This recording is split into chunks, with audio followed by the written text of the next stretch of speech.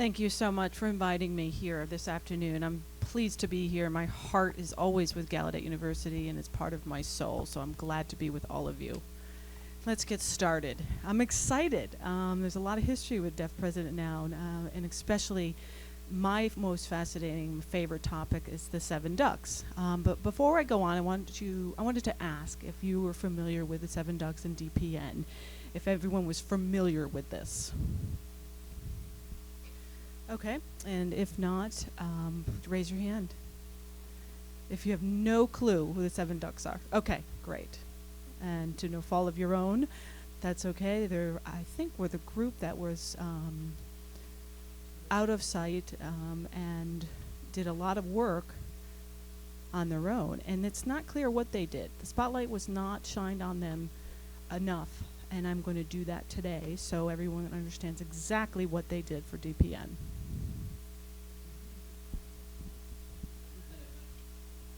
There are various books published about DPN. Some books also have journal entries and articles. And I like these 3 well-known books. And these are the books that I use for my research. From 1989, a year after the protest, and then one from 1995. And then the third being written in 2003 or 2004. This first book didn't go into detail about the Deaf President Now movement, but they mentioned 6 ducks in the book. They eliminated 1 duck, and that was Dwight Benedict. So they named 6 individuals as the ducks and didn't go into much detail. It was not a comprehensive story. So we didn't have a full understanding of what the 6 ducks did. Then in 94, they still talked about the 6 ducks, and again, still eliminating Dwight Benedict. But there's a little bit more information in this book about the ducks and their role. So what happened is the third book also has 6, and there's not too much information about the ducks in this as well. So I want to make sure we all understand that there are 7 ducks, and I'll go into detail about them. They have a wealth of information about Deaf President Now. And I felt like this DPN was very like a puzzle, and there was a lot of puzzle pieces missing from this puzzle. And in talking with the ducks, I felt like they filled in every single piece of those puzzles, and there were the pieces to the puzzle. So they do have a wealth of information, and I wasn't able to gather all of the information from them. But what I did gather from them, I do want to share with all of you. And here they are. I will introduce all the 7 ducks to you, and I also will just familiarize you with their sign name too. This is Dwight Benedict. Yep. Mike O'Donnell, Jeff Rosen, Paul Singleton, Jamie Tucker, and Fred Weiner. And I'm introducing their sign names to you because in the interviews I will use their specific sign name given to each of them. So in my discussions, they shared a lot of information with me, and I was actually thinking about writing an article. However, how they described all of the events, I didn't think could have been written. I think it was much better to videotape their experience. And working with one-on-one is also very intriguing. However, to see all 7 of them together in that brotherhood that they share and the sense of humor that they share was fascinating to me. So I was able to capture all of them together, and that was a much better way of doing it. And I captured the spirit of their sense of belonging and understanding one another. And I will share that video clip with you so you can get a sense of their spirit. And what I did is had a camera set up, and I couldn't actually film them by bringing 1 camera. So I brought in 8 cameras, 1 camera on each of the 7 members. And then the 8th camera actually I brought in was to capture the whole group in 1 shot. I did not have a list of questions. I threw out my list of questions because I didn't want to limit their discussion to my prompted question. I wanted it to be impulsive. So what I said was, what kind of memories do you have about DPN? And the conversation just took off. For an hour, it took off. I didn't have to say or ask any other questions. And I had 8 hours worth of film to edit from an hour conversation. So I'll show you some of the clips. I haven't completed the video editing. At some point I will, but I will share some of the conversation with you. What I'm showing you this afternoon is not captioned. It's a rough draft, and I did some editing. Because I'm still looking at the whole interview, it'll take me a couple of years to complete this whole video, but this is just to give you a snapshot of what I captured. This will be your panelists for today. Normally, I would talk about the 7 ducks and talk about how it all began. However, I'll let them speak for themselves, okay? So we'll start the video. Lights, please.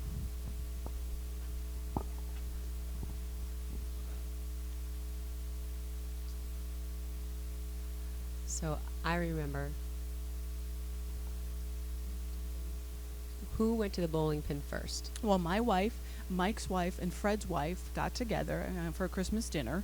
And this was at Fred's house, in the townhouse in Germantown, way out in Germantown, which was far. And now we're here in Germantown. And now you're in Frederick. You're even further. No, this is the equator. So we're going to have this man's club. Fred suggested this, and we talked about doing this man's club. So we thought, hey, why don't we do this at the bowling alley? And he didn't end up showing up. I think he left. Are you serious? Actually, you didn't show up? He was NAD rep to the Chief Justice. So he was busy. So we went to this bowling alley, and we bowled a couple rounds. And of course, we had a couple beers. We all took turns buying a beer, and Steve did not treat us to beer. And I thought, oh my gosh, this must be such a selfish person. And it ended up actually serving 2 pitchers of beers, and the rest is history, actually, after those beers. You know, at Riverdale, that was actually at Riverdale, and I remember this one night when we were drinking, and there was this guy who was sitting back. A deaf guy? He was a deaf guy. I didn't know that. He was a bum. And we were all talking about, whether or not we wanted to be like him, and we decided that absolutely not. We want to be leaders. So at the bowling alley, we talked about the deaf president, and clearly we knew that the next president had to be deaf. So we thought, this is a place where we should start the discussion. Yeah, I remember that discussion. I remember having those questions. There was one person that we're not naming here, but, there were questions about whether or not a deaf president would have the skills to fundraise or have the skills to work on the Hill. And I thought, wow, why is this question even being pondered? Get out of here. All right, so we decided to meet in Riverdale's bowling alley and have a further discussion. I actually got quite excited, and I'm not so sure what we were influenced by. Well, it's the beer. Oh, the alcohol, of course. So we thought this was the best time to start. If we didn't start now, we would have never started it. So after that, if you remember, you all came to my house. Well, yeah. First, we had planned to meet at your house at the waterfront. Right, Southwest Waterfront, where we gathered, and that's where we really shook things up. That was July 4th, wasn't it? Or was that before that? No, July 4th, there was 200 people there at a party. No, this was more intimate, private meeting that we had, remember?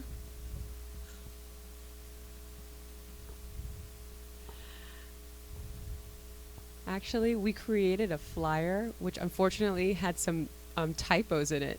And we made all kinds of copies of it, and I showed Shirley Schultz-Myers a copy of it, and she was like, you guys spelled this wrong. And we couldn't believe it. We were like, shit, we got to go back to Northwest D.C. and fix it. There was a little bit of artwork on the flyer there to fix that. But before that, remember, We for the rally, we put this together, and after the bowling a meeting at the bowling alley, we started to gather our local community members, and even when I was in Chicago for Thanksgiving at your wedding, Jeff, we started talking to others about it, and on the Wrigley Field trip. Yeah, and do you remember our meeting with John Ye? And he said, absolutely, I would support this, and he wrote us a check right there.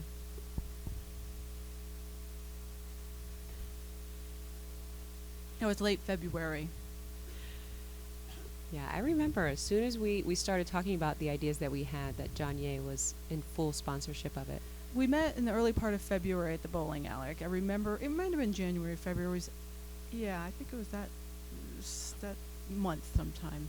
Actually, we had started to rally people just before NAD, and then after that, we took a much closer look, and we realized that we really needed to dig in our heels and work even harder to get people involved. Right. The difference is people didn't know what to do next. A lot of people talked about it, but we knew we needed an action plan. We needed to have some next steps in place. And he was invited to the NAD. Fred, right? Fred was working at the NAD at the time. No, it was me and you, Paul. Fred had missed that meeting. It was you and I. Right. There was another individual, Harvey. So Paul went, Harvey, Astrid, some other individuals attended as well. There was a large group of us talking about how we would actually start the push. And the NAD had a special issue to list all of those who had PhDs. There were about 16. And then the interesting part, there were about 60 of us. And at the interesting part, when we were at the NAD and meeting with the board, we wanted to demand the board choose a deaf president. And we knew that we would have a difficult time dealing with the Gallaudet board, so we thought that we might get more support from the NAD board. The third week of February, the spokesperson for the White House, Larry Speakers, I'm sorry. Thanks, Fred. Thanks for the correction. Speakers had recently was asked to sit on the board of trustees for Gallaudet. And he became a member, but never went through the meetings. But at the time, he was working for Merrill Lynch as a vice president of communications. He had just left and was working for the White House. So I called and I wanted to make an appointment. So I went to New York City and sat down and had a conversation with him. And then I explained to him that, the deaf president would be very important. And apparently they had already talked, and he had talked with Spielman, and that the president was already elected, even before all this process. Gosh, he is incredible at finding out information. I was confused. I came back and I told several people about that conversation, and that was the third week of February, and that they had already made a decision. And I wasn't verified, though, until Merrill verified that information on March 1st, I believe, in your room. Through this conversation, and actually a few people knew this, but I remember getting that information from Speaks at the third week of. All right, can I get the lights, please? Wasn't that fascinating? It was just such a great conversation. You felt like you're actually in the same room as them, huh? It was very, very comforting kind of conversation, and they were reminding one another of what actually occurred. But I did want to share with you some important facts about the Ducks. They actually didn't convene until a month before the protest. So sometime at the end of January or beginning of February, they convened for the first time, and then they just ran with it. And they actually were socializing, but when they did get together, they did talk about the serious concerns and the fact that they wanted to do something about this, and people had talked about it, but there was no action, and it just very, very suddenly, unexpectedly began. It didn't happen very much before that. It was very last minute. And the other fact I want to share with you is, of course, I'm just showing you a few of these facts, but the 7 Ducks had already asked other individuals for some evidence or hints and other information about the fact that the Board of Trustees was also leaning in the direction of appointing a hearing president. And so that had occurred early in February.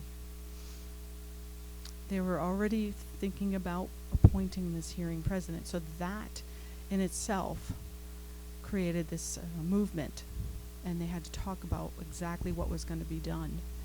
So then they rallied, and they held this rally on March 1st. So that was something that they thought of. And then, so they began the rally on March 1st, and we're going to continue watching their discussion now. So we thought, oh my God, we can't believe that people are that weak. What idiots. This is impossible. We're like following along like a flock of sheep. It brings back 1988. I thought this is impossible. I was just burning. I was dying in my office. Thinking, come on, people, wake up. So I called Paul. And we were still using TTYs at that time, right? We were all still using TTYs. I still use a TTY. I just called you the other day, Fred, on a TTY. Oh, I'm there's sorry. no TTYs here. Anyways, where were you working at Gallaudet at that time? I was working with Dwight in student life. Right, okay, so you're in student life. I call Paul and I say, hey, Gallaudet needs to block this from happening. We need to have a rally. We need to get together with everybody right now. It was difficult to get permission. We were told no, actually. So we decided to do this at the field house. Right, we wanted to do it at the field house. And they said no, too. But the football field was open. No one could actually stop us from gathering or assembling at the football field, so that's where it all began. That's where our rally started. It was 1 o'clock, and I got there, and I'm thinking, okay, we're going to start. And there's like 15 people, and then others started to gather. And finally, you know, at about 2:30 or so, there must have been thousands of people at that point. You were talking about people flocking like sheep, and that was a big hit for me too, because I remember at that time we had something called the DRCC, the Deaf Related Concerns Committee. Concern committee. Oh yes, very concerned. Right, it was a concern committee that was run by August Smits and some administrators here. And my impression was that they were trying to, and hoping that people would come together. So what I've heard from you, I thought for sure it was time to start. And I don't mean to criticize this group, but it was very passive. It was just the generation, I think. Right, and I think that the way of thinking at that time was different than what we were trying to do. Our biggest enemy was our own community, and we talked about that because there are individuals that were very resistant to participating in this. But we had each other to move forward as a force, and we depended on our own energy and our own thinking and being on the same page to begin this. But we did have a hard time convincing a lot of other leaders to participate. Well, it was the rally. It was absolutely the rally that changed and shifted the dynamics of everything. I think one nice experience is that media strategy was so important, and to have this flyer, and you mentioned earlier how we made a mistake, then we had to change it, and just in a hurry doing all that, and then that got out. And it really hit some other groups, and we typically don't work through print, and we didn't, but that had a really huge impact on rallying the force and the staging and so forth. So Jack gave a presentation, and there were some other individuals that started to participate. So that rally, began that week of protesting, and that strategy worked. It worked beautifully. And one strategy we used as well was the DPN Council. And we didn't actually have a name for ourselves. It's just a strategy. We used a strategy, and it took off. And the reason why we didn't have a name is because if we had a name, people would be like, we hate Jeff Olson. He's an asshole. We don't support that. But they would support the cause, right, if we focused on that. I remember we gathered at one of your houses, and then we started to divvy up the duties. And my responsibility was to recruit students. And we picked those 4 students, Corvell, Raris, Burdetta Bourne, and the other, and we thought they were good leaders. And Greg. Right, and we as a group could not lead this effort. Right, we needed the students. We wouldn't be appropriate working at Gallaudet and you working at NAD. So the students were pure students that could take this effort. Right. And talking about setting up this rally, we talked about how important it was to get the entire community involved. So we invited alumni and faculty. We had a couple faculty who were very involved. And we wanted to have the focus on it being, with deaf people. We even had children from Kendall presenting. Terry Giussani, right? Yay! And that started that whole hand clapping thing there. Wasn't that where we set that up? Yep, that's where it started. And then we went to MSSD. We marched up to MSSD and then marched back to HMB, and to show the school that they were supported, and then making sure that we had a deaf president in House 1. Remember we started talking about the doorbell? And we were saying that, this person is not deaf. This is not their house. There's no doorbell. There's no flashlight for that doorbell. This is not a deaf president house. Who owns this home anyways? When it all really took off and exploded, there was no, everything just went out of control. There was no one controlling it. I remember that moment. I remember this one part where at our headquarters, in the old gym, that was where we met every day, and there was this one faculty member, Busby, who said, "I am ready to lose my job." And that just set the fire right there. And they were faculty, right? And they're faculty, right. And when people saw that and saw him step up and be prepared to lose his job, to even inform his wife that he was ready to lose his job, we realized that this was larger than life itself, and that he got it. And as soon as he got it and he started to make that move, other people just started to follow right along. That rally that was put together was not one day. It impacted not only people here at Gallaudet, but people around the whole country. And everyone really felt the need for a deaf president now.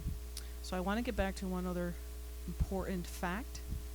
As they mentioned, that the 7 Ducks were not going to mention who they were, and they were going to keep it confidential so that there was no conflict of interest.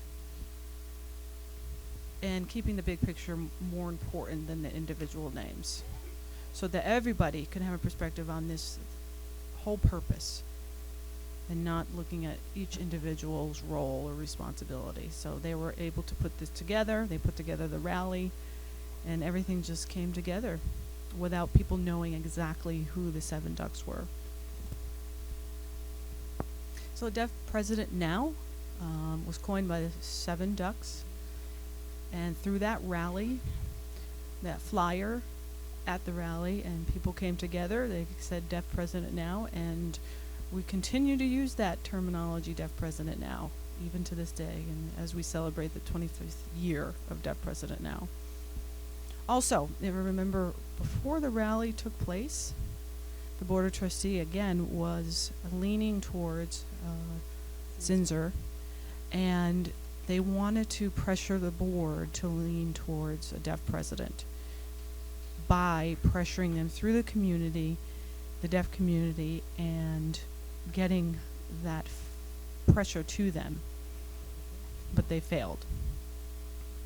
And the rally was very inspiring, but as soon as they appointed Zinsser, it just really pushed them over the edge. And the community just came together, rallied, and really pushed this. I'm wondering if Zinsser was appointed, if we didn't have the 7 Ducks in place and to rally these forces, Zinsser would have continued in her position. So they all worked together for the rally, but they were also rallying together for other reasons. All of this occurred, and we had the 4 student leaders put in place. And all of a sudden, they were put in place and led this effort. So the 7 Ducks had decided on those 4 students. They picked these 4 individuals for a reason. They recruited these students, negotiated with these students, and that's how they became the leaders. And everyone else followed. They talked about this a little bit, but I edited this part out for today's presentation. But that's how it started. And the 7 Ducks actually planned this specifically for the Board of Trustees to address. Now, the protest occurred from Sunday to Sunday, and all of this, the 7 ducks continued to work behind the scenes, contacting people, having those 4 leaders in place, and again, each of those 7 ducks had their own role and responsibility, which I will show you now. So that first day, do you remember, we were out of control. The rally was out of control. We actually, all of us marched to the Mayflower, right? I don't even remember I didn't. who did. I didn't. You marched, right? I think all of us did, I except did. Dwight. And then the cop cars, I mean, there was this cop that almost hit me. Several cop cars that almost hit me. Maybe we should talk about the Mayflower, and then I'll talk about how these 4 representatives were established. And I want to know, Jeff, did Spielman actually say deaf people can't function in the real world? Because only Jeff knows this. You saw her say this with your hearing aids, right, Jeff? I still don't know if he made that up or if he honestly saw Spielman say that. Well, what happened was, is I was standing outside of College Hall, or I'm not sure exactly where it is, where the student administrative building was. What was it called? EMG. That was the okay. EMG. EMG. So I was standing outside EMG, and there was an announcement being made, and I thought, oh wow, this is impossible. This is a setup. But the students showed me 3 stacks of flyers for applications, and they needed my help. And I banged my hand on the table so hard I made myself bleed. And I got to the Mayflower, and I was last, and some other people that were in wheelchairs and so forth were trying to get there. But we got to the Mayflower, we were screaming the whole way. But people were cheering us on. We saw community members in D.C. cheering us on. It was beautiful, actually. We marched from Washington, to D.C. to the Mayflower, which is pretty far. I thought it was a short walk. I was so mad. It was so quick for me. It was such a blur. It felt such like a short walk. I walked and got there quickly. And we were talking about, we had various questions for the Board of Trustees. One of them was why you appointed this person, that there was other people qualified. And there was a screening committee that was also making recommendations, and they kept saying no. And Greg very much wanted a reason, and in the discussion, and he was good with the discussion, and here I am, I was antsy, and they were saying, well, we can't do anything. They talked about the challenges that deaf people have and how things could be done, and it was said that deaf people were not ready to function in the hearing world. And I thought, what the hell did they just say that for? So I stood up. I stood right up in the meeting, and I stood up in that meeting and said, enough is enough, I'm leaving. I said, you know what, you're going to have to explain your decision to this constituency. All of these people outside want to hear that explanation. You have to have an explanation. Greg kept saying to me, just relax, relax. I said, you know what, I'm going to stay for another few minutes, and we were getting nowhere with the discussion, and Phil looked horrible. He was just beside himself. And I felt sorry for him. I mean, Phil was upset, and they were thinking, you know what? I knew that was not him.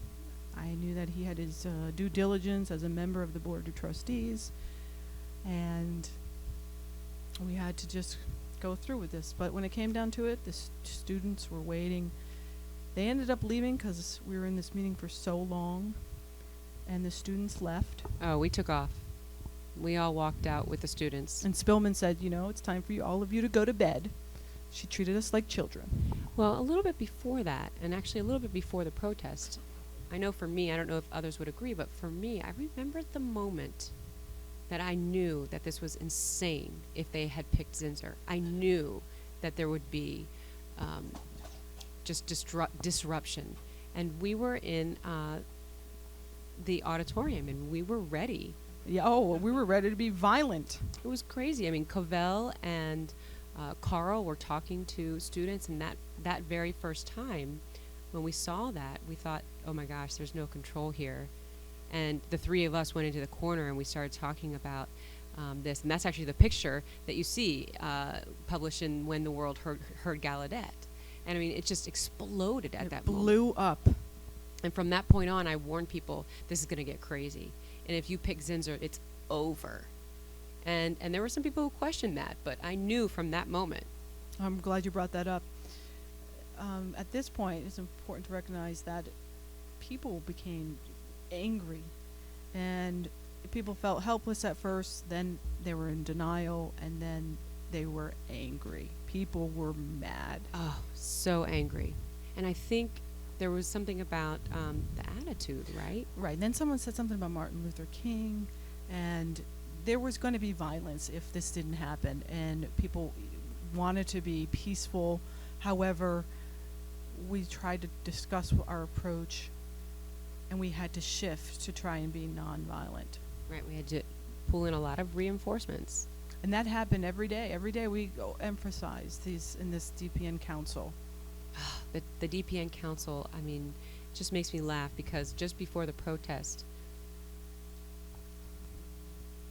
you know, everyone loves Dwight, and you know, but people like Jane Norman and other people who were just incredible administrators who could make decisions on the spot at very high levels about the fate of Gallaudet University. We were all getting together, and we just had an incredible dynamic there of decision making. Right. There's people at Capitol Hill in the front lines, in the front, different roles on campus that we were responsible for. And speaking about the interview specifically, I think one of our biggest advocates was the media. I mean, they just believed us all the way, and they trusted us with all of their hearts, and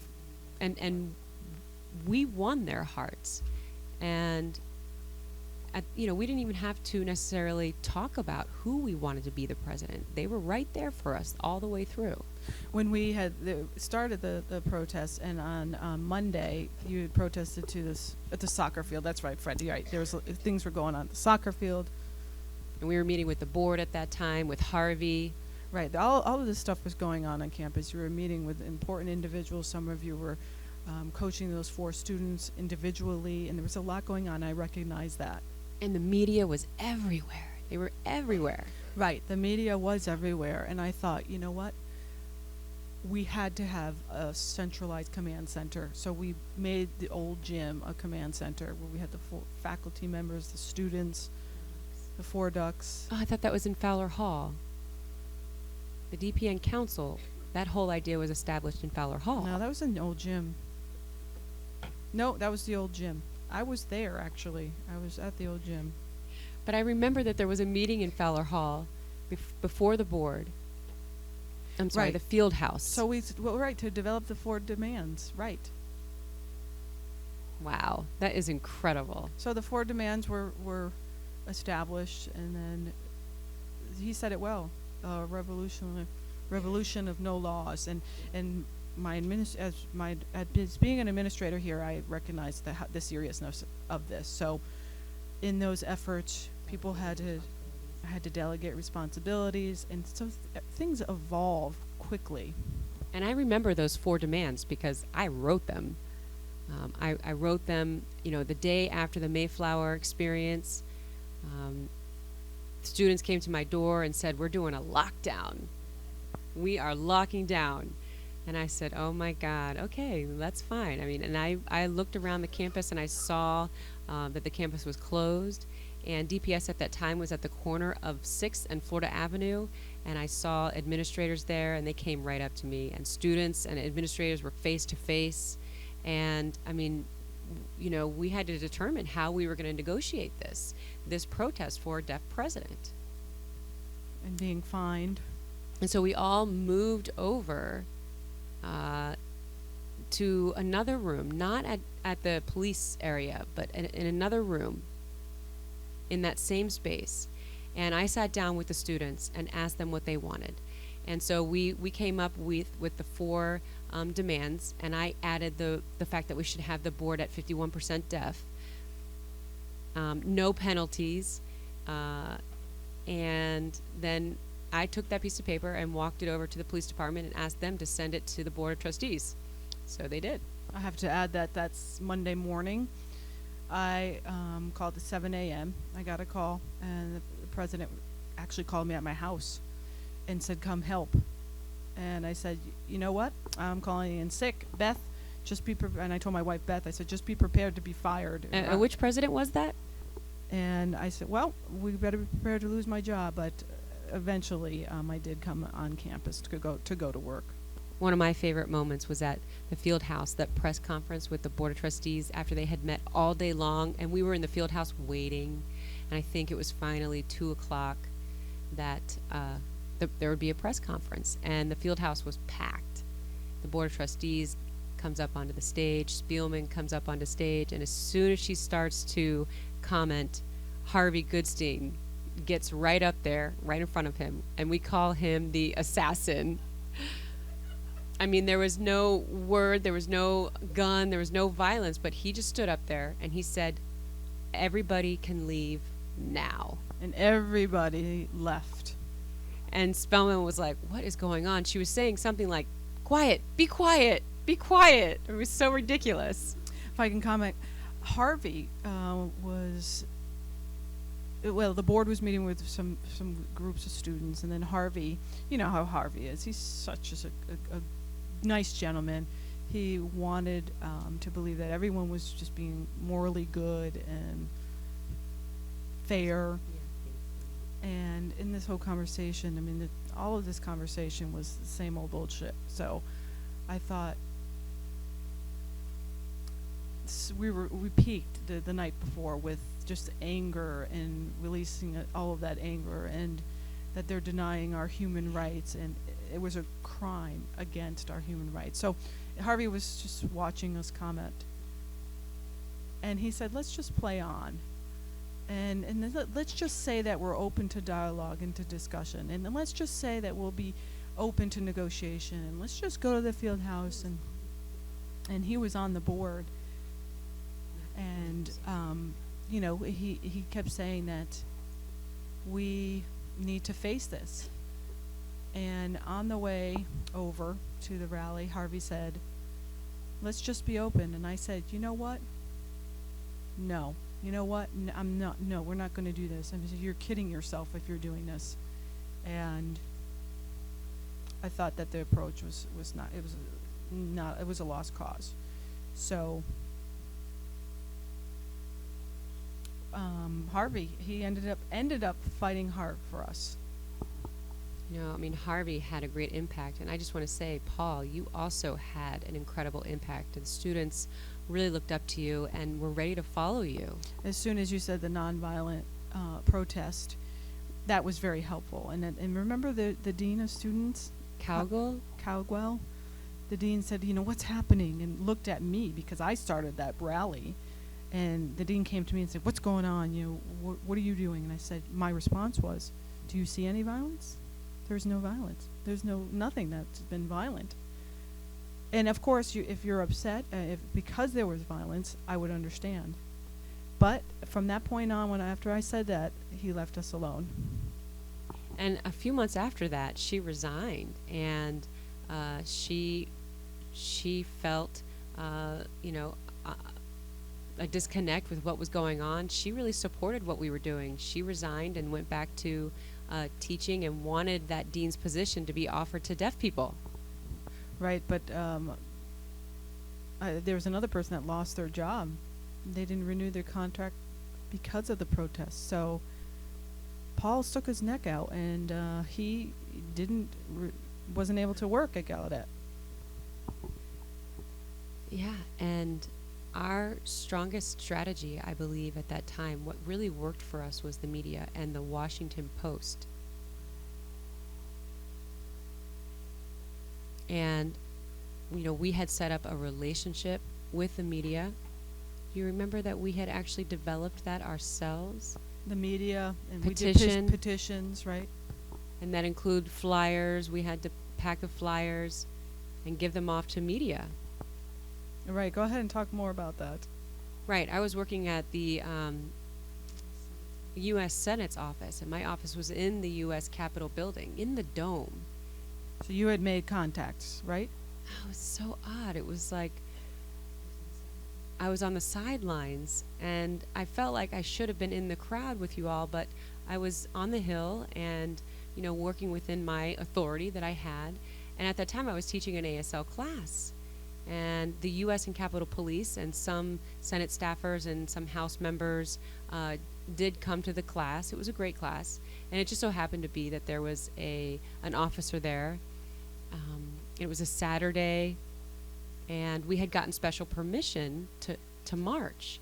And I believed at that point that I needed to jump over my boundary and get into the march with all of you. And but speaking of, who was working on the inside and making this work was really important, but also remembering that those on the outside, those at the Capitol, were helping to make this work. And NAD played a huge role in this as well. Oh yeah, NAD, Olson, absolutely, Capitol Hill. Well, the whole process was taking place, and we were working together. I think it was by the second or third day of the week, I found myself being more working with and supporting Greg all of the time, because he was overwhelmed. So I found myself supporting him, and I remember I bought a jar of honey, and I said, drink the whole thing, and that'll give you some energy.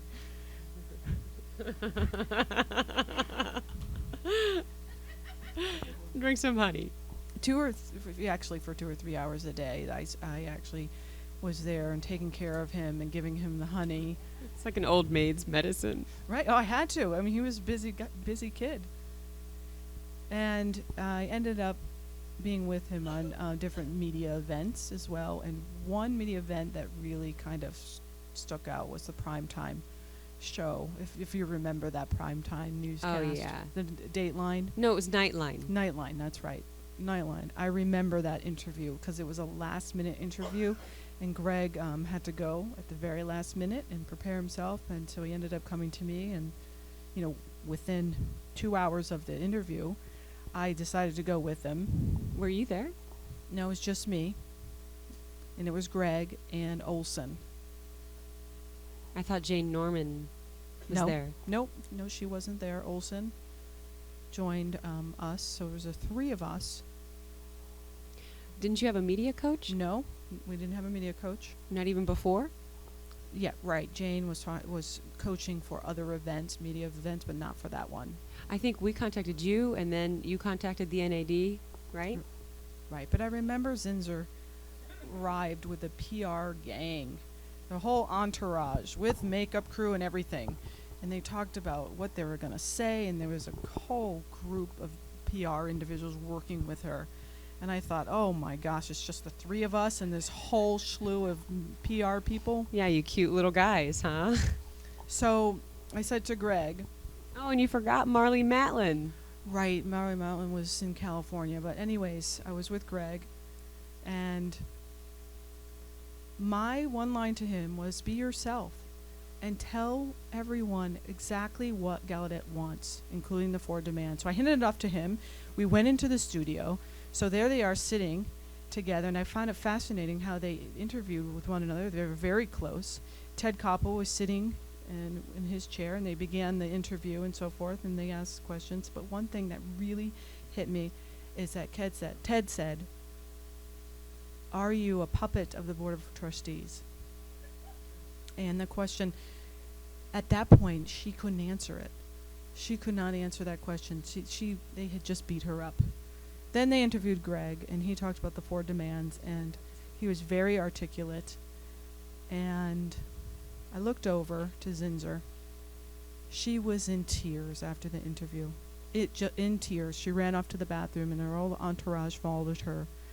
And that was the sticking point. That changed everything. So, and the key to that, though, is that every time Zinzer speaks, she's always, shaking her head.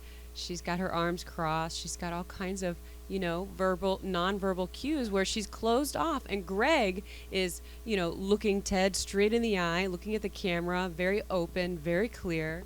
Zinzer tried to get into the conversation about what was going to happen next. And Greg and Marley were saying, you know what, not again. They both said this at the same time, not again. This is what you're telling us again. I remember the interpreters were kind of struggling to keep up with everybody, but it was incredible. It was dramatic. And Greg, was like a movie star. It just changed everything overnight. Remember that Nightline called NAD, and then they wanted to contact Greg, and I said, okay. I gave them their phone number, and they said, well, we're trying to contact the Board of Trustees, but they're not calling us back. And they asked me what I should do. I said, you know what, that's their problem. I can't help you with them, but I can help you with Greg. So they had a hard time making contact with them, and the media really enjoyed us because we were so open and honest. We were out there telling them everything, and the board was just being very ambiguous about what they were sharing with the media. Yeah, and I can't remember who it was, but one of us was coaching Greg. I think right before he went off to New York City. Right? To New York City for the morning interview, right? So we were coaching him for some lines, and then the interpreter coordinator, Brenda Marshall, I think it was, she came over and said, excuse me, Tom Brokaw is on the phone. And Jack said, not now. And I thought that was so funny that Tom Brokaw's on the line, and the guy who was training Greg was like, yeah, no, that's not important right now. Greg is important right now. I know so much happened during that week, and I want to talk a little bit more about the individual ducks here. So Benedict was the behind-the-scenes man for logistics. He founded the DPN Council and created the representatives for that system. And he played the role of moderator. He was facilitating all of the meetings to make sure that they were timely and efficient. He was a great problem solver, made lots of decisions right there on the spot. I mean, he was an incredible administrator for that week. Leibach as well was a part of the council, but his main focus was as a mentor to Greg. And Greg was overwhelmed. Even though there were the 4 ducks, Greg was really the one that was up in front and of the 4 student leaders. And so Leibach was a great mentor to him. Mike O'Donnell, he was the director of special services at the Capitol. He worked with us from that position, and he became an informant in many ways. He was on the phone. He shared as much information as possible. He was a liaison between us and the U.S. Capitol Police, and was able to advise us on what we were able to do, how we were able to get permits for marching, and so on. And Jeff, he clearly is remembered for informing us of Spillman's infamous quote about deaf people not being able to function as equally, and that was very important to starting the rally.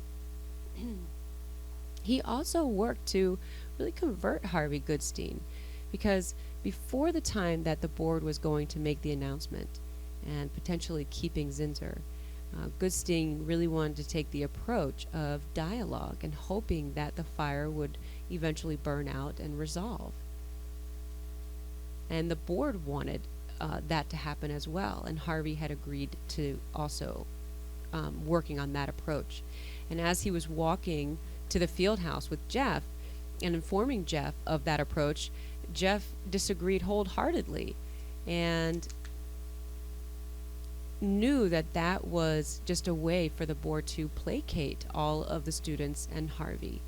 And as soon as Harvey got up on the stage and made his comment about everybody leaving, that was inspirational, and we knew that Jeff Rosen had a big influence in that.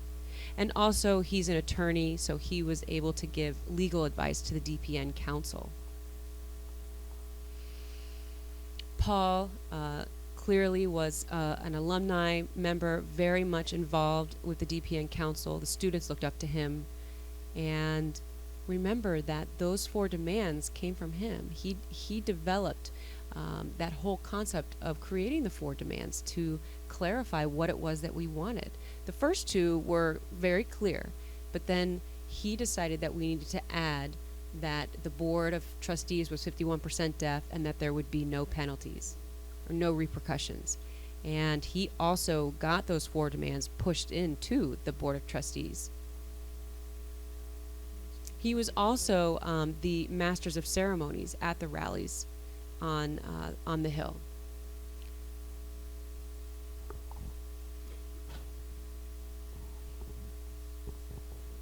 Jamie Tucker was also a member of the DPN Council.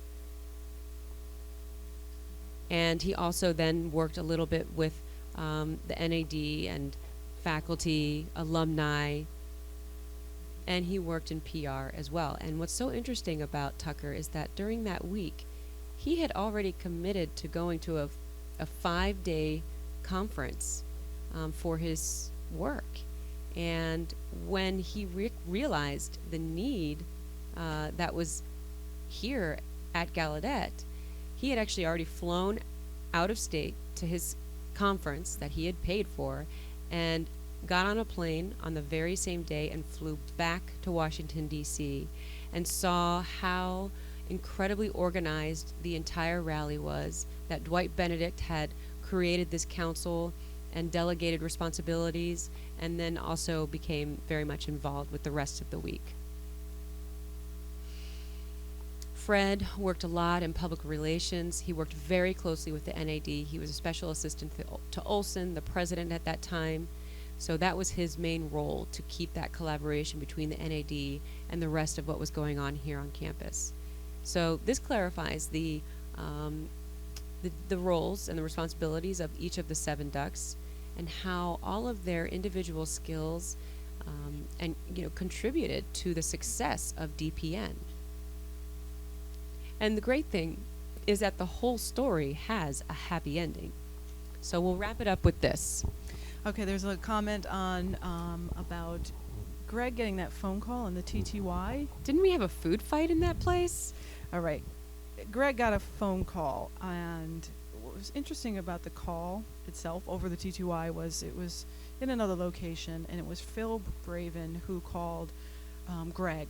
So we ended up going to the old gym for this conversation, and Fred was taking notes. And perhaps, Fred, you have more specifics on this conversation, but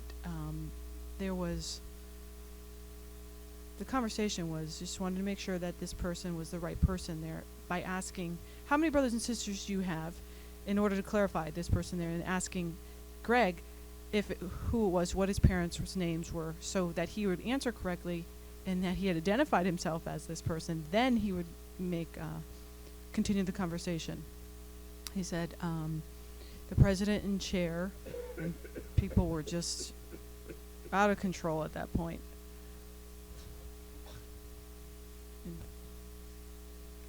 There's a crowbar where we broke open the bar, and Dwight got all the alcohol out, and it just became a water hole. And he opened up the refrigerator, and he took out all the drinks. We damaged all the tables. Right, the Rathskeller opened up, and we ended up drinking. We were dancing on all the tables. We were on top of the tables. Oh yeah, we were out of control. That was awesome. Oh right, we were dancing on the tables. I remember dancing on the tables. Yeah, we kept saying, "Deaf president now. I got a deaf president now. How about you?" How about you? That's right. I remember that. So maybe you have something more specific about what was written at that time? Well, it said the 5th bonus was, okay, they were going to meet, and they met all the demands, and the 5th bonus was a deaf board chair, and that was the kicker. And so we were all so excited about that. And then on Monday, when we came back to campus, it was so quiet. I think there was Greg and Phil and King and myself, and we were talking, and we were just in awe about how we had a deaf president. It was just incredible that very next Monday.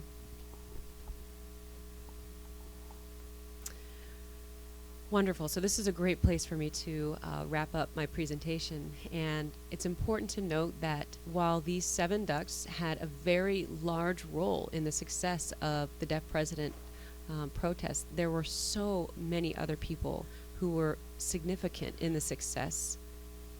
And but I think it's very important to remember these 7 gentlemen and how how significant their roles were in influencing the process of DPN and making it a success. And just remember this: without the unique contributions of the 7 Ducks, the Deaf President Now movement, the 4 demands, the 4 student leaders wouldn't have existed. And what's also so beautiful about this is that they remained behind the scenes, and they couldn't have predicted what would have happened, but they were all in the right place at the right time, and they made it work. And none of them asked to be on the front lines.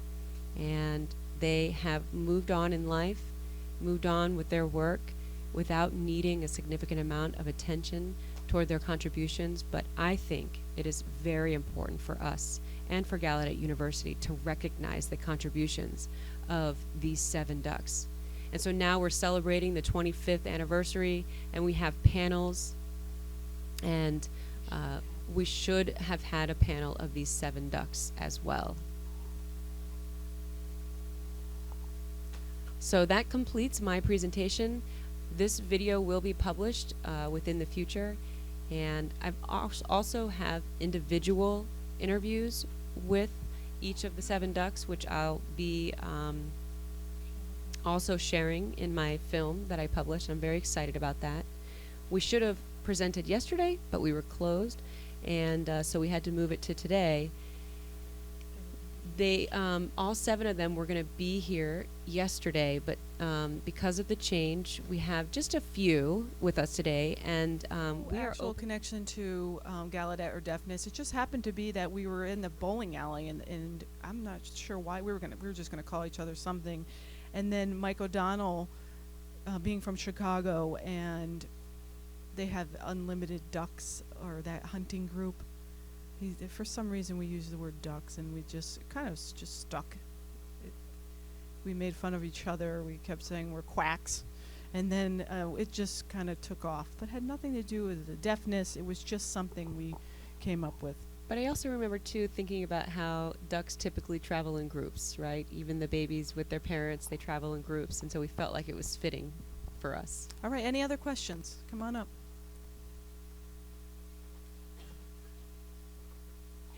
And for those who have more questions, feel free to go ahead and start a line so we can keep it moving. I think Ben did such a phenomenal job with this presentation. I was here, and I remember the flyer actually, and that was very important because that flyer kind of it was the match and lit this fire, and without police's permits, they just did it, and it was just something that I'm just so proud of, and I'm proud of each and every one of you and your work. It was phenomenal.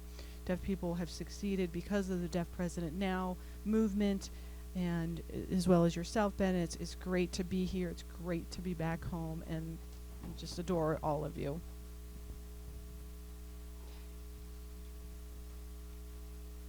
And you know, I specifically haven't done anything. I just contributed to this film, just to clarify that.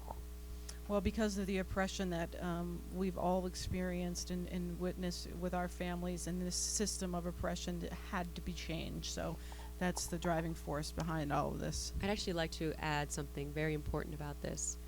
I think a couple of years ago was when we actually filmed. Oh, I filmed this in 2006. It's been quite a while, and I'm sorry I've put this off so long. That's all right. That's all right. So it's been about 5 or 6 years. This was the first time that we had gathered and talked about the protest since the protest.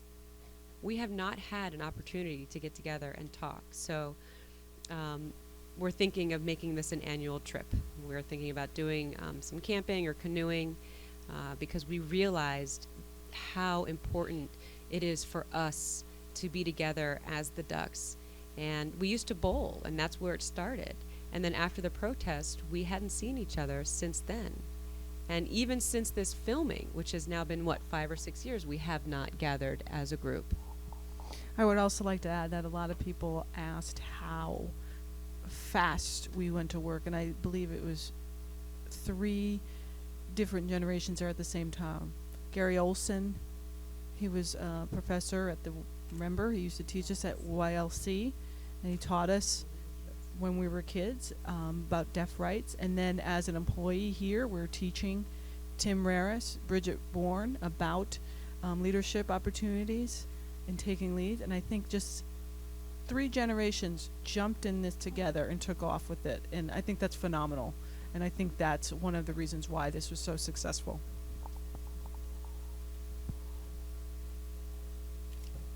So I have studied this experience from 25 years ago, and after the protest was completed and it was announced that there was a deaf president, that very next Monday was spring break. And I'm just wondering, did the board take any more time during that week to have deliberation? And if they hadn't, if the whole thing would have fallen through because it was spring break. What do you think? Oh, dream on. It happened, and that's it. I mean, it happened, and it was done with. And in terms of what if, and what if this happened, what if that happened, we don't even go there because it happened. Okay, so I think we actually talked about that. It would have continued even if we had a smaller number of students. I'm not sure if it would change the picture. However, it happened the way it did. Yeah, and let me add to that. I agree that we were still moving, but I did have concern about the fact that there were so many students who were leaving for that time. And, I was even thinking about paying some students, and we did. We paid some students to have their spring break a week after the actual spring break. We paid for their RVs to take a trip down to Florida. And Peter Bailey was one of them. And we were lucky to get students to stay here, and then Gallaudet actually paid for an RV for a bunch of students to actually go down to Florida. It was pretty amazing. Okay. I'm sorry. Did you want to add something? No. Come on up. I know Jeff said that Spielman said, and there's a lot of controversy about what she actually said in this because of the interpreter and so forth. The interpreter was interpreting what she said, and it may have been a misunderstanding, and there needed to be a clarification through the interpreter, and where there was a double negative used. Deaf people are not incapable of functioning in the hearing world, so there was a double negative. So that may be a misunderstanding that had quite an impact on the whole overall situation. And everyone really just hated Spillman, and I'm wondering if that's what she really said. Yeah, at the Mayflower Hotel, there was a lot of discussion before things became public, and so about what was actually said, if it was Spielman's true comment or if it was misinterpreted or whatnot. But still, that became the impetus of this entire rally and the protest. And so in some ways, regardless of what she had or hadn't said, it still lit the fire for this protest, and we have this outcome now. So either way, right? And she continued to say that she didn't say that. Right, but you guys took the opportunity to use it. I can understand that. And in summary, and maybe Dwight, you can agree with me, the 7 Ducks, we worked with doubters, right? And the 4 student leaders worked with the believers. And with that connection, we were able to make it work, right? Isn't that true? The 7 Ducks, we worked with the doubters, right? You guys were critical. The 7 of you were critical in this movement. And I'd like to add, too, about the media and talking about lines. The media is very powerful in how they choose lines. And that was something that we learned throughout the protest. In the very beginning, we didn't realize the power of media and the power that was given to us. And I learned that the first person who told the media, the first to get to the media wins. So the media, is coming with no idea, and they get a line and they run with it, and that becomes the frame. That becomes the framework, and that was a real powerful platform for us. And so the media really gave us that line.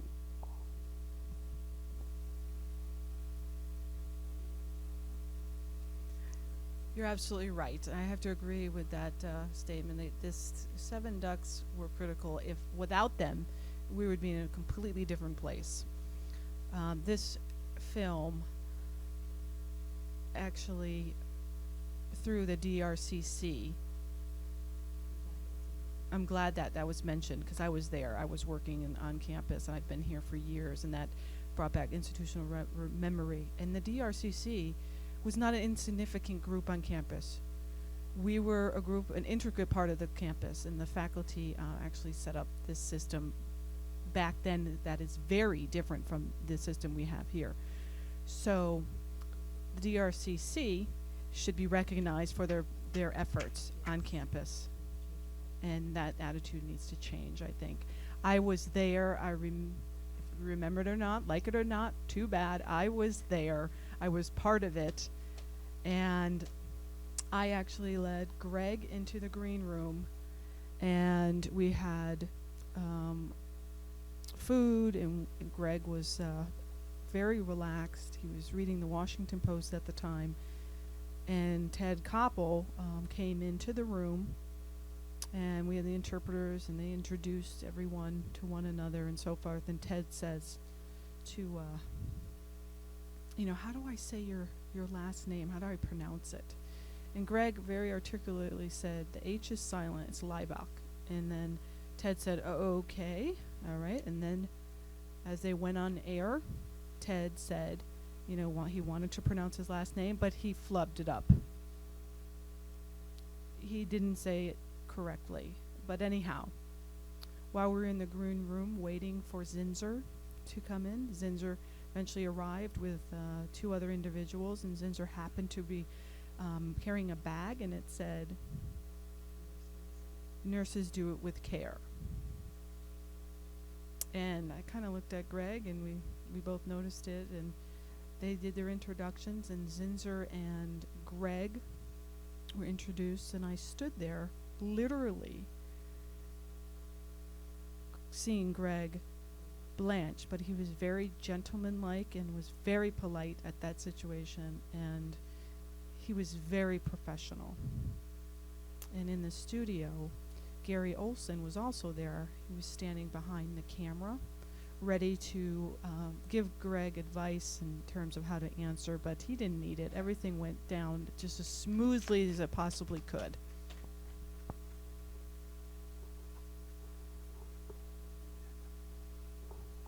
Pay attention over there. I also have to mention that she and Jackie Roth were a huge part of the media. And you, Jane, and Jackie were huge contributors to the work that we did with media. Thank you so much.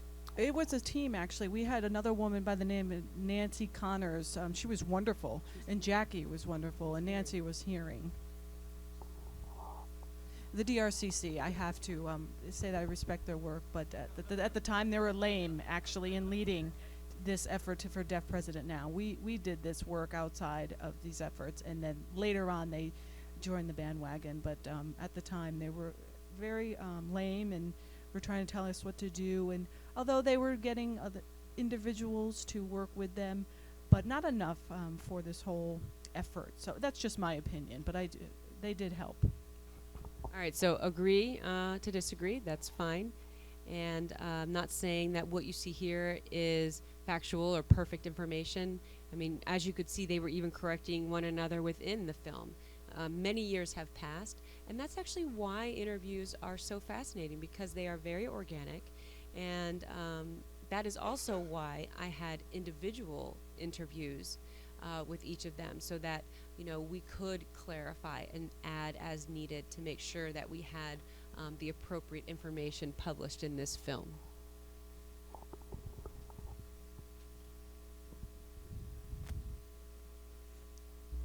What you said really hit me, that you guys haven't really talked about what happened from the protest until you were asked to come and meet for this interview. So I commend Ben for actually doing this and trying to gather the data. But I'm also wondering why you didn't discuss it after it happened. Is there any specific reason why you didn't?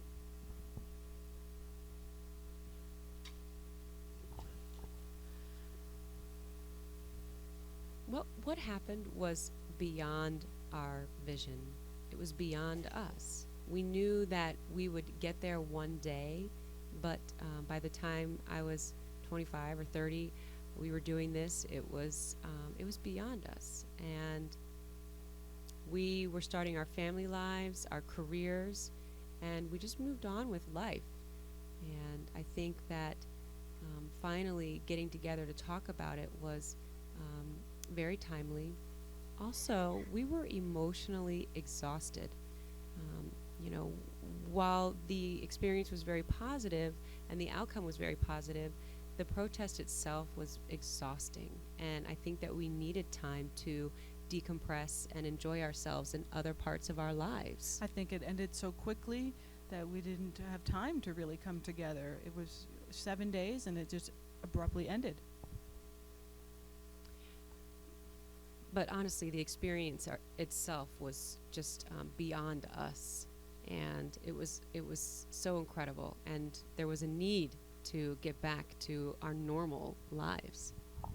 If I could also add, during the interview with Tucker, Jamie Tucker, he talked about that as well, and they hadn't been together for a long time. As he mentioned, he also said it was too painful to be together. It was very successful in itself that week, but it was very raw, it was tough, it was difficult.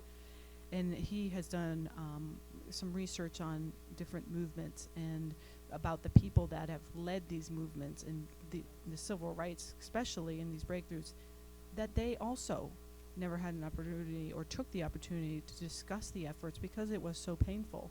So I think this also applies to the Seven Ducks.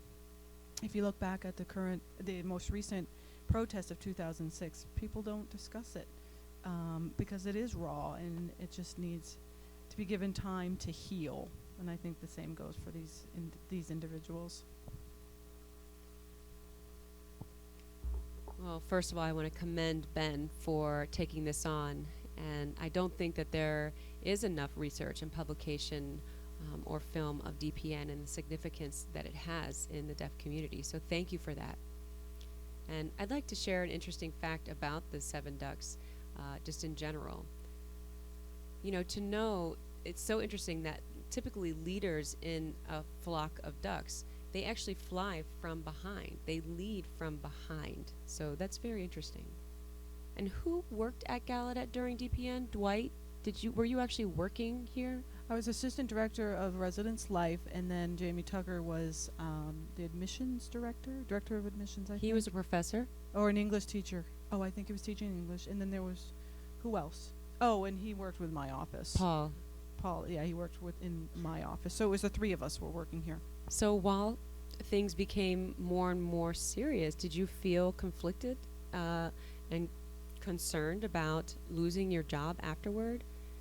And then also, I wonder, if they had kept Zinsser as president, would you have continued in your work here at Gallaudet? It was difficult for me being assistant director of residence life at the time, and then we're telling students to, pull the dorm alarms. I was terribly conflicted in my role in telling students to do this. We had no pagers or phones, and in order to call the students and get to gather, we had to pull the alarms. So that was terribly conflicting for me. But he was free to work with the students, Paul was, and he worked with the student leaders closely, actually. I was actually a graduate student, and I was working for you. So I had two roles, but I had more flexibility and more freedom to work with the students and the administrators as well. And I don't know if we answered your question fully. Oh, and you had asked if we would, if we were concerned about losing our jobs.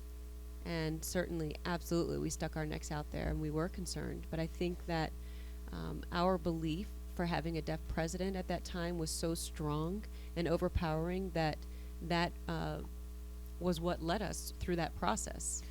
I actually even told Beth that morning, I said, you know what, when I got that call from, I can't remember the first, Holt, the secretary to the president, I remember thinking to Beth and saying to Beth, look, I may lose my job. I had no children at the time. I was young, and it was a free for all. But I'm surprised that we made it through the whole protest. And I think that the great thing about it is that there was no violence. So that was a huge message in itself, to show that deaf people are here, we're good people for a good cause, and we backed them into a corner, really. Of course, there was no violence. And one breakthrough that I really did have to appreciate was Zinzer volunteering to step down. If she was stubborn and didn't step down, that would have been a problem. The board was stuck. And then we had the 2 deaf individuals left, and that was a problem. But she decided to step down. So I give her courage and thanks for doing that. And I also want to mention, on Saturday, they're going to release a 16-minute video tape. And you can see it on YouTube, actually. You'll see one part of the YouTube video of Zinzer walking and leaving and getting on an airplane. Because she, as a hearing administrator, saying to us, it's your time. And Zinzer said that. She said, it's your time. And I wanted to add that because that's very important. Oh my gosh! If a deaf president wasn't appointed at that time, would we still be fighting now, 25 years later? You know what? I think for our 10-year anniversary of DPN, Zinzer flew in and congratulated us. And I wasn't sure. Where's Jane Fernandez? I don't see her anywhere.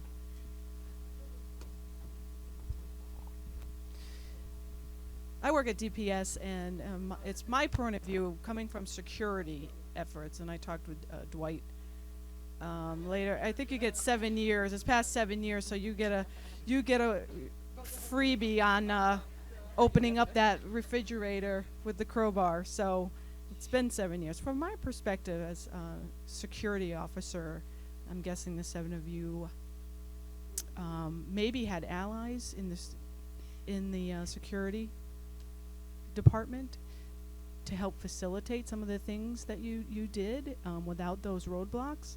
And can you talk a little bit about if you had any of those allies in DPS? Absolutely. I remember as we were interviewing, I mean, there was like a lawlessness, and people were starting to gather to House 1 and rallying there. We were trying to get everybody together, and even security was trying to get everyone together. And I remember running to House 1 because the students were trying to run inside. And security was saying don't, and I was saying don't, and the students were looking between security and myself, trying to decide who to listen to. And at that time, Bernie Holt was a supervisor, and came in and said he's in control. And security backed off, and then the council, the DPN council, we gained control, and then Gallaudet Security worked for us basically at that point. Security helped us bring in food too, because the whole community here on campus, I think, just kind of fell apart. But they had to work with us at that point. There were so many of us. And I'd like to add that DC Police, they loved us. They loved us. And every time we were out there marching, DC Police, were praising us and certainly reminding us of following the rules. But they worked with us. It was incredible. And they were behind us all the way. Even community members were always waving and supporting us. And some homes, even some residents in the area actually put signs on the front of their homes saying, "We're here for you." Yeah, I would say, 20 pizzas being delivered. People were making phone calls and ordering pizzas. They were doing to the old gym. We never asked for these pizzas. Community members were donating them. So, and we basically lived in the old gym for a week. Yeah, you should ask Peter Bailey a little bit more about his experience as a student here that week. Oh, I'm sorry. Did you want to go first?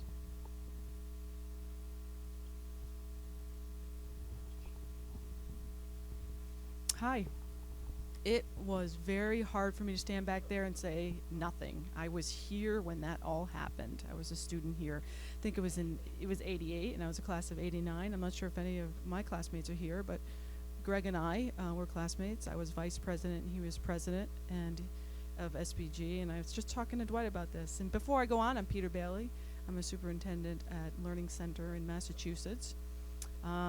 This group had two different types of impacts for the students and deaf people's rights. Life after college. A lot of the students at the time now are administrators in their particular schools. I may not be standing here as a superintendent of a residential school myself if it wasn't for them. We had 4 leaders, but they also had people working for them. My role, of course, wasn't to work during the day because I was a night person, but at night I would make sure that all of the doors were locked, all the buses' tires were flattened so we couldn't move them. Luckily, we didn't have any problems with our security. I think I had that 7-year waiver too, but we worked. We worked inside, behind the scenes, working for those 4 student leaders. I was here at the time, 25 years ago, and certainly glad to see how things have progressed, and I hope that we continue to move in the right direction. Thank you so much. Okay, we need to close up now. Just want to make sure we don't have anything else we'd like to add. I feel like my job, just sitting back and enjoying this presentation, took place, and then I realize I'm actually running this presentation, but I'm happy to continue. If you don't mind, we have one more question. If the group doesn't mind, then we'll take this one last question. So I don't mean to spoil the party. I think this is incredible. But I do have a question that may be a little bit negative. Do you have any regrets? Is there anything that you would change? Anything that you wish you didn't do?